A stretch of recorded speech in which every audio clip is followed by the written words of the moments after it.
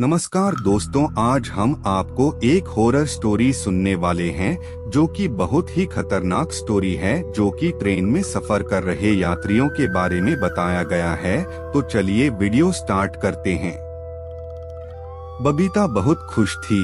आज अपने घर गोरखपुर जो जा रही थी। पिछले साल नई नौकरी के लिए जब दिल्ली आई थी, तब से मौके की तलाश में रहती है कि कब छुट्टी मिले और कब वह गोरखपुर जाए। इस बार उसकी पसंद की ट्रेन में टिकट नहीं मिलने के कारण दूसरी ट्रेन से जा रही थी। यह ट्रेन दिल्ली से गोरखपुर पहुंचने में समय ज्यादा लेती है, क्योंकि इसके स्टेशन बाकी की ट्रेनों से ज्यादा हैं। ट्रेन में बैठते ही बबीता ने देखा कि सवारी बहुत कम है और महिलाएं तो उसे मिलाकर सिर्फ 3। बबीता की सीट जहां थी वहां 2 पुरुष यात्री भी बैठे थे, जो 3-4 स्टेशन के बाद उतरने वाले थे। वैसे बबीता हमेशा अकेले ही ट्रेन में सफर करती है, पर इन सारी परिस्थितियों की वजह से आज उसे कुछ घबराहट हो रही थी। ट्रेन दिल्ली से 2-3 स्टेशन आगे बढ़ी तो 8-10 लोग ट्रेन में चढ़े और बबीता के आसपास की खाली सीटों पर बैठ गए। पहले से बैठे पुरुष यात्रियों में से एक ने पूछा, कहां तक जाना है? तो उन्होंने बताया 5-6 स्टेशन आगे वे उतरेंगे। उनकी आपस की बातों से ये पता चल रहा था कि ये सभी बैंक में कार्यरत हैं और साथ में कई सारी छुट्टियां होने के कारण अपने घर को जा रहे हैं। बाद में आकर बैठे यात्रियों के ना तो बातों में, ना आवाज में और ना ही विषय में कोई शालीनता नजर आ रही थी और ना ही मर्यादा। कभी सिगरेट जलाते और धुआं फैलाते तो कभी पान चबाते।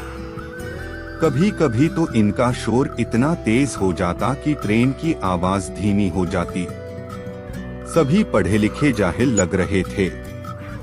बबीता खिड़की की तरफ देखती हुई चुपचाप उनकी बातें सुन रही थी और सोच रही थी कि कब ये लोग उतरें। इनकी उद्दंडता को देखते हुए इन्हें कुछ भी कहना कीचड़ में पत्थर फेंकने जैसा था। ट्रेन स्टेशन पर रुकी और पहले से बैठे दोनों यात्री उतर गए।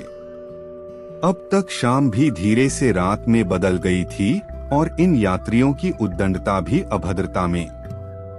कभी ये आपस में गंदे गाने गाते तो कभी अभद्र से चुटकुले पर ठहाके लगाते, फिर उसमें आए गंदे शब्दों का विश्लेषण करते। जब भी ट्रेन धीमी होती और स्टेशन आता, बबीता भगवान से विनती करती कि ये सब यही उतर जाएं। बबीता ने महसूस किया कि इनकी बातों का स्तर धीरे धीरे गिरता जा रहा है। शायद ऐसा उसे अकेला देखकर हो रहा था। अब बबीता की धड़कनें बुरी तरह बढ़ने लगी थी। उसने सोचा, क्यों न सीट बदल ली जाए। उसने उठकर डिब्बों के चक्कर लगाए। महिला यात्री कोई नहीं और हर जगह कमोबेश ऐसे ही गुट बैठे थे। मतलब स्थिति लगभग बुरी ही थी। बबीता के घर जाने की खुशी अब तक डर में बदल गई थी। यूं तो वह डरने वालों में से नहीं थी, लेकिन आज की परिस्थिति में वह अंदर तक डर से कांप रही थी। उसके हाथ पैर ठंडे हो रहे थे। उसे समझ ही नहीं आ रहा था कि अब वह क्या करे। बार बार भगवान से मदद के लिए विनती कर रही थी और हर परिस्थिति से मुकाबले के लिए खुद को तैयार। रात भी गहरी होती जा रही थी। एक के बाद एक स्टेशन निकलते जा रहे थे।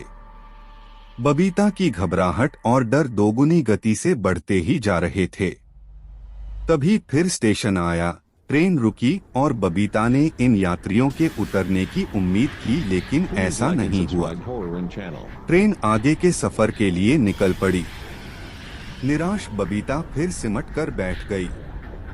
अब तो बबीता ने सोच लिया था कि अनहोनी तो आज होकर ही रहेगी।